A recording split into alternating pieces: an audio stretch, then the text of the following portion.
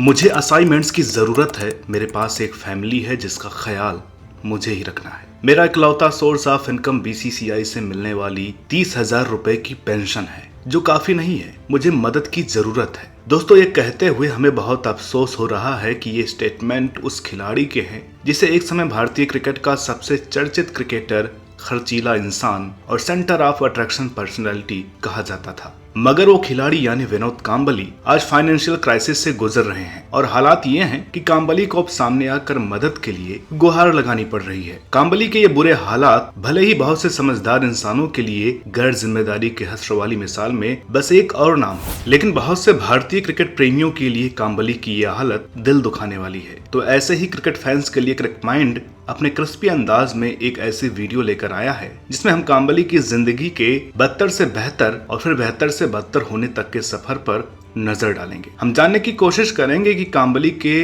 इन बुरे दिनों की वजह उनके खुद के फैसले हैं या क्रिकेट गलियारों में उड़ रही वो बातें सही हैं जिसमें लोग कांबली को नेपोटिज्म, स्केपगोट और कास्ट पॉलिटिक्स का शिकार बता रहे हैं। लेकिन हम कांबली की ये कहानी आपको बिना किसी ज्ञान भरी बात के बताएंगे, क्योंकि हमारे हिसाब से ये बेहतर नहीं है कि एक इंसान अपनी जिंदगी के सबसे मुश्किल दौर से गुजर रहा है और हम यहाँ बैठकर कहें कि वो ऐसा कर लेता तो ऐसा होता या वो ऐसा कर लेता तो उनके साथ ऐसा नहीं होता। इसलिए इस वीडियो के आगे का हिस्सा पूरी तरह से हमारी रिसर्च में मिले फैक्ट्स पर बेस रहेगा। इसमें क्रिक माइंड का कोई पर्सनल ओपिनियन इन्वॉल्व नहीं है।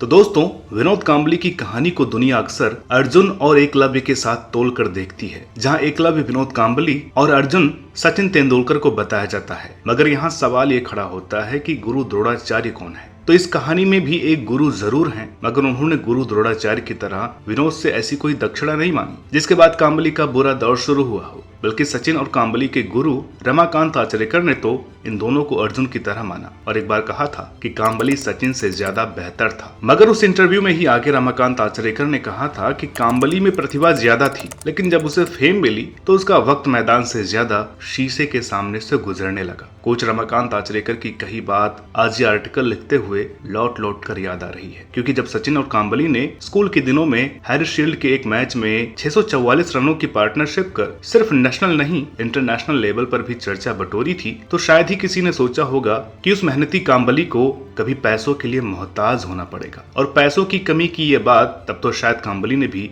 सोचनी बंद कर दी होगी। जब 1989 में डेब्यू करने वाले कांबली ने साल 1993 में इंग्लैंड और जिम्बाब्वे के खिलाफ बेहद ही शानदार अंदाज में एक के बाद एक दो दोहरे शतक लगाने वाले पहले और अब तक के इकलौते भारतीय बल्लेबाज का गौरव हासिल किया था। इसके बाद उसी साल श्रीलंका में उनके 2 शतक लगाते ही पूरे वर्ल्ड क्रिकेट में कांबली के नाम की धमक बैठ गई थी। साथ ही कांबली की हिटिंग एबिलिटी उन्हें जल्द ही वनडे टीम में भी ले आई। उस वक्त कांबली भारतीय टीम की शान बन गए थे और अपोजिंग टीमों के लिए मुसीबत। ये वो वक्त था जब एक्सपर्ट्स कांबली के एटीट्यूड, स्ट्रोक्स और क्लास को लारा से कंपेयर करते हुए उन्हें वनडे क्रिकेट का बेस्ट लेफ्ट हैंडेड बैट्समैन बोलते थे। मगर कुछ दिन ही लगे और विश्व क्रिकेट को कांबली की शॉर्ट पिच बॉल अच्छे से न खेलने की कमी पता चल गई। फिर क्या था, कांबली की कमी जंगल में आग की तरह फैल गई और देखते ही देखते उनका वो बुरा दौर शुरू हुआ जिसने उन्हें टीम से बाहर करवाकर ही दम लिया, क्योंकि उस दौरान ही टीम को लक्ष्मण, द्रविड़ और गांगुली जैसे मिडिल ऑर्डर प्लेयर मिल चुके थे। इसलिए कांबली के लिए भारतीय टीम में वापसी कर पाना मुश्किल हो गया। फिर धीरे धीरे कांबली भी क्रिकेट से दूर होते गए और यहीं से हमारी वीडियो का वो हिस्सा शुरू होता है जो कांबली के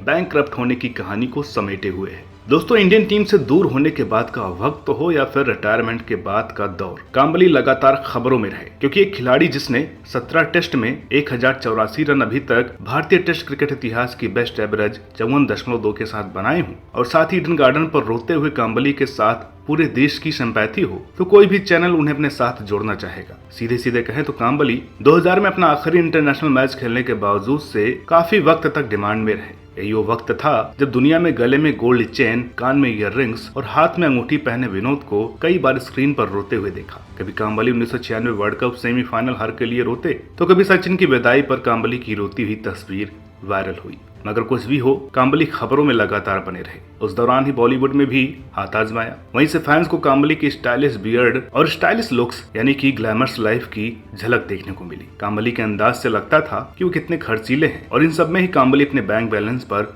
कंट्रोल नहीं रख पाए। आज काम्बली के पास न ग्लैमर है, न शोहरत है और ना ही दौलत। ना ही काम्बली के गले में वो सोने की चेन नजर आती है जो सबका ध्यान अपनी ओर खींचती थी। ना ही अब उनके पास किसी टीम की कोचिंग की जिम्मेदारी है। मगर इस वक्त काम्बली के पास कुछ है तो वो है बिल्स की लिस्ट और आने वाले कल की फिक्र, जिसके चलते उन्होंने अपने एक इंटरव्यू में अपनी हालात का जिक्र किया और मुंबई क्रिकेट एसोसिएशन से काम की मांग की। इस इंटरव्यू में ही काम्बली ने कहा था कि मुझ पर एमसीए के बहुत एहसान है। मैंने वानखेड़े में काफी वक्त गुजारा है। मुझे जो भी काम मिले मैं उसके लिए तैयार हूँ और मैं अपनी आदतें बदलने का वादा करता हूँ। जी हाँ दोस्तों, आपने सही सुना। काम्बली ने अपनी आदतें बदलने की बात कही क्योंकि उनकी लाइफस्टाइल से तो वैसे भी लोग वाकिफ ही हैं। मगर कुछ महीनों पहले एक वीडियो ऐसी वायरल हुई जिसमें कथित तौर पर काम्बली को शराब के नशे में सड़क पर लड़खड़ाते हुए देखा गया था। हालांकि बाद में काम्बली ने उस वीडियो को फर्जी और उनका नाम खराब करने वाला बताया, लेकिन तब तक बदनामी काम्बली के हिस्से में आ गई थी। वो बदनामी जो उनके सामने इस मुसीबत के दौर में भी खड़ी है। इसके बावजूद भी कुछ हाथ काम्बली की मदद को आगे आए हैं। क्रिकमाइंड दुआ करता है कि काम्बली जल्द से जल्द इस मुश्किल दौर से बाहर निकलें और उनकी फाइटिंग स्पिरिट एक बार फिर जीत के साथ अपने अंजाम को हासिल करे। तो दोस्तों, ये थी काम्बली के कंगाल होने की पूरी कहानी। इसके बाद अक्सर दो रीजंस फैंस देते हैं और हमारे दर्शक उन रीजंस के सही होने का सवाल पूछते हैं। वो सवाल है कि क्या काम्बली को 1996 वर्ल्ड कप सेमीफाइनल की हार के लिए बलि का बकरा बनाया गया और क्या काम्बली जातिवाद का शिकार हुए? तो इन सवालों के सीधे जवाब हैं नहीं, बिल्कुल नहीं। क्योंकि अगर काम्बली के करियर पर जातिवाद का असर होता तो 17 टेस्ट और 104 वनडे मैच नहीं खेल पाते। बाकी बात रही बलि का बकरा बनाने की, तो हम आपको बता दें कि 1996 वर्ल्ड कप के बाद भी काम्बली को 2000 तक 35 वनडे मैचों में खेलने का मौका मिला था और काम्बली सिर्फ 560 रन ही बना पाए थे। ये आंकड़े साफ बताते हैं कि काम्बली को किसी आम खिलाड़ी से ज्यादा ही मौके मिले हैं। काम्बली के फ्लॉप होकर टीम से बाहर होने की वजह सिर्फ उनका प्रदर्शन था, बिल्कुल वैसे ही जैसे आज काम्बली के कंगाल होने की जिम्मेदारी सिर्फ उनकी ही है। दोस्तों, काम्बली के बुरे हालात से जुड़ी आज की कवरेज में इतना ही। अगर आप किसी बात से सहमत नहीं हैं तो हम आपकी असहमति कबूल करते हैं, मगर हमने वीडियो में कही हर बात प्रूव्ड फैक्ट्स और कंफर्ट स्टेटमेंट्स के बाद ही आपके सामने रखी है। बाकी कंटेंट क्वालिटी पर आपकी जो राय है वो कमेंट बॉक्स में जरूर बताइएगा। साथ ही इस तरह के क्रिस्पी और यूनिक कंटेंट के लिए चैनल को सब्सक्राइब करने के साथ वीडियो को शेयर जरूर करिएगा। जल्द मिलेंगे एक नई वीडियो में एक नई कहानी के साथ। तब तक के लिए नमस्कार।